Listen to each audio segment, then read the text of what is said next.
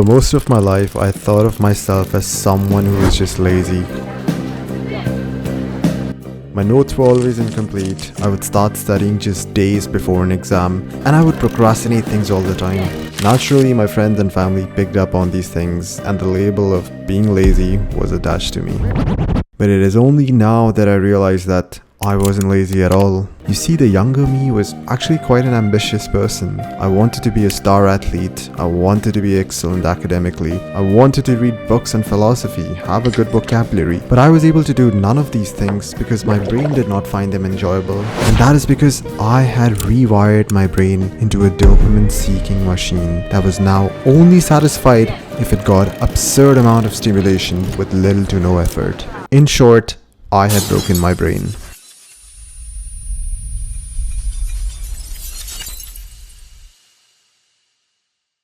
But things look quite different today. I now wake up before the sun and complete 4 hours of deep focused work first thing in the day. I train martial arts and lift weights 6 days a week. I read multiple books a month, create content, and run a business. I was able to do these things not because I was born super smart or because I had just unlimited willpower. No, none of that. I was simply able to do these things because I finally rewired my brain from being a slave to cheap dopamine. And in this video, I'm going to show you just how I did it.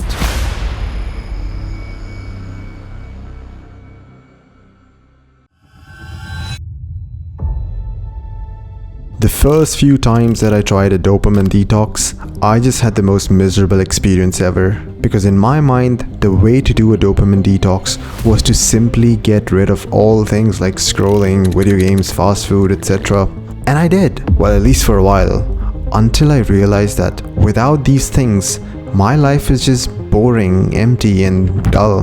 Like my brain was just so hooked to them that life without them seemed just so unbearable. So naturally, my initial attempts at dopamine detoxing were massive failures.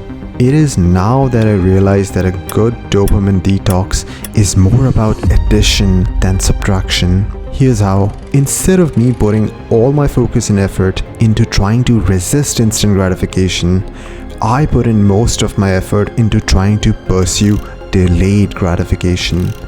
Things like doing martial arts, learning to code, reading books on psychology, learning how to create content. And to my surprise, something pretty cool started happening. Once I added these productive, effort-demanding activities, I naturally stopped craving my old habits. Because now I was getting my positive hit of pleasure at the gym and by creating videos.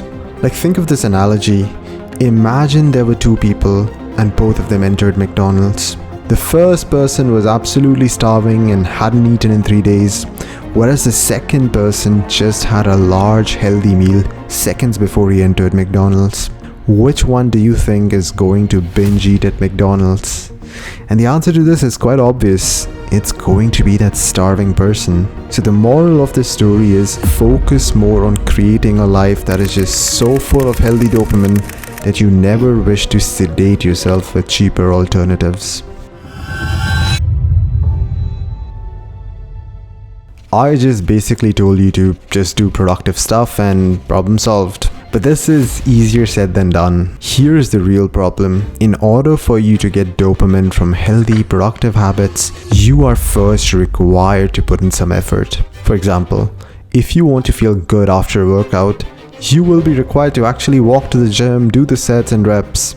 If you want to feel good after a study session, you will be required to actually put in effort and sit and actually perform the study session. It is this initial bump of effort that is the price that you have to pay to attain this healthy dopamine, and most people struggle to get over this bump, and frankly speaking, I did too. That is until I understood these 2 life principles that now make it effortless to get over this bump. The first rule is make it easy, silly. Imagine there's an out of shape person who has never worked out before and I give him two options. The first option is start going to this fancy gym that is a 30-minute drive away. Whereas the second option is just do 5 push-ups every day starting tomorrow. See how much easier the second option feels?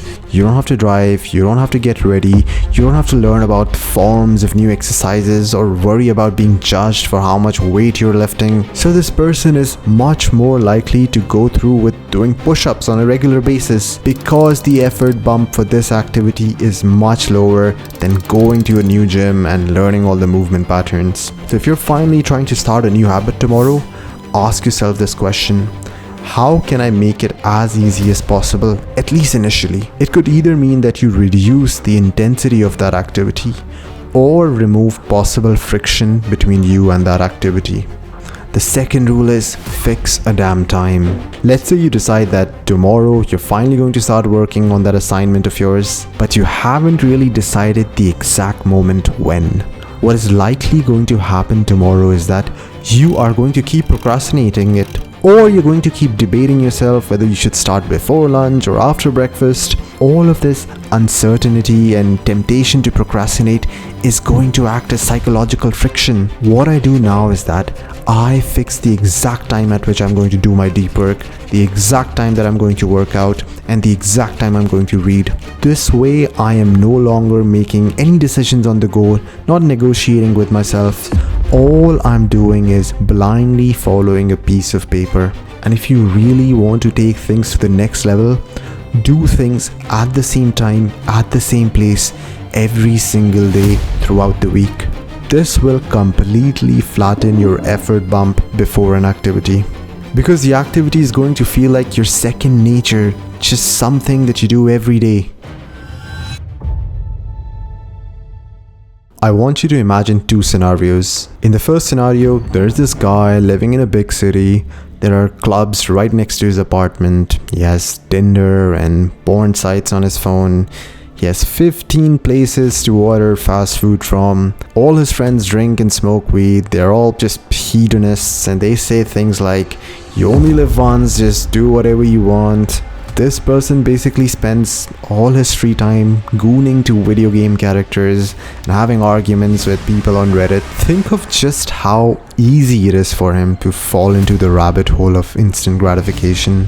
Whereas now consider a second scenario. In this scenario, this guy is living in the Caucasus region in the mountains of Dagestan. He grew his whole life seeing people work incredibly hard, living among people who had a strong value system that valued discipline and self-control. All his friends had a similar worldview and were just pushing each other to do better. There were no clubs in this region, no weed, no alcohol, no Tinder. The things you could do to have a good time was something like wrestling bears, enjoying nature, and having a meal with your family.